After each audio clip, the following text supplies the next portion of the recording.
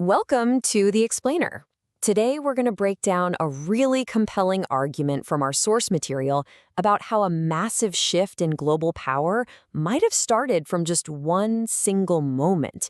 It's a story that suggests this entire change began with a promise that was made and, well, a promise that was broken. So, to really get what we're talking about today, you've got to understand this one idea, the butterfly effect. The source we're looking at uses this as its main metaphor. You know the deal, right? A butterfly flaps its wings in Brazil and it sets off a tornado in Texas. The idea is that one tiny little thing, in this case a diplomatic promise, could end up creating a geopolitical hurricane years later. All right, so here's the plan. We're going to start with a promise about NATO. Then we'll look at the accusations of double standards that followed. After that, we'll see how it pushed India onto its own independent path. And finally, we'll ask, who's becoming the new factory of the world in all this? Okay, let's get right into it. Part 1, the promise about NATO. This is the spark that supposedly lit the fuse.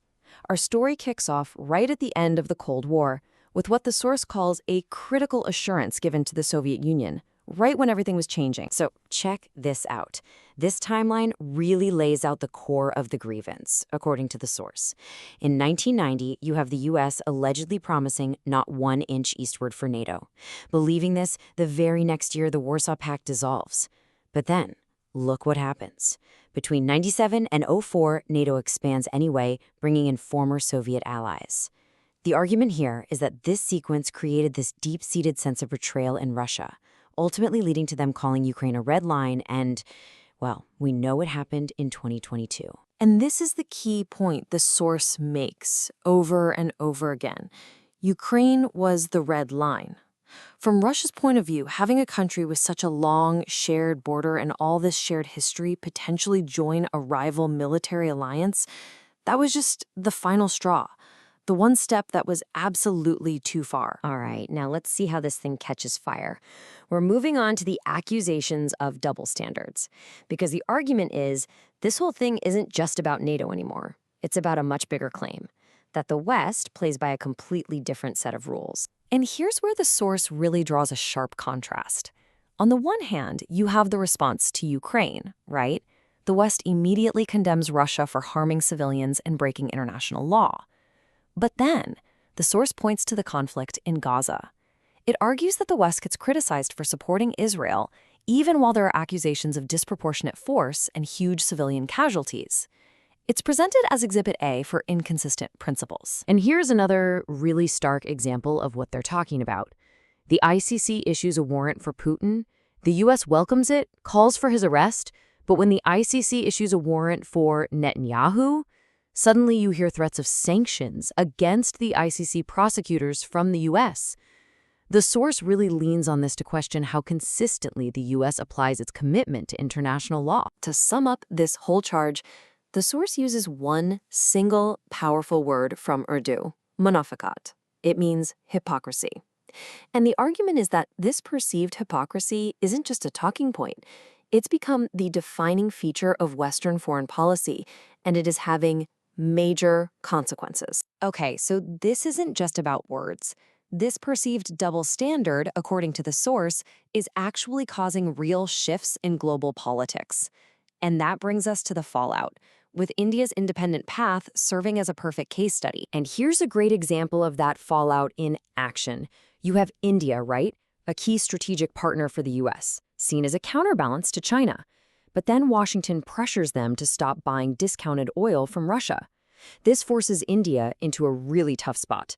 Choose between your big strategic ally or your own country's economic and energy security. But here's the thing. According to the source, India's response comes from looking at the actual numbers. You can see it on the chart. In 2024, India's trade with Russia was about $68 billion. But look at the European Union. Their trade was even higher at $78 billion.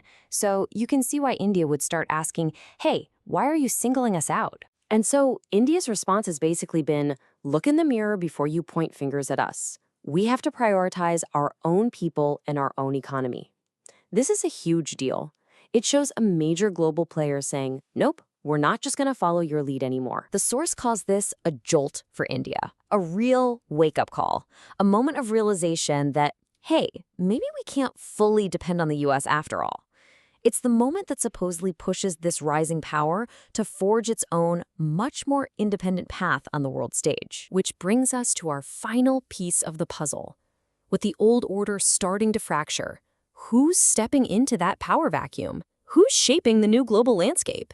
Well, the argument we're examining points decisively in one direction: China. What the analysis suggests here is pretty wild. It's like a great reversal is happening. The US, who basically created the whole rules-based order, is now seen as the one breaking the rules to hold on to its power.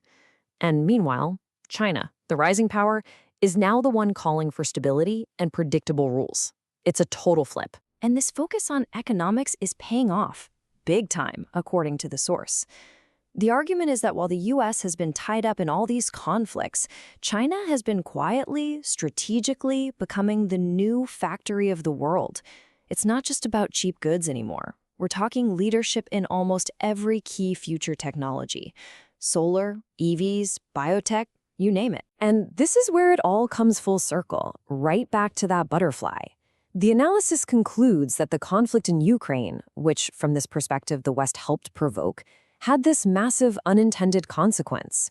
It created the perfect storm, the perfect opportunity for China to hit the accelerator on its own economic and technological rise. So if this argument is right, if all these events really are connected in one long chain reaction, it leaves us with a pretty provocative final thought.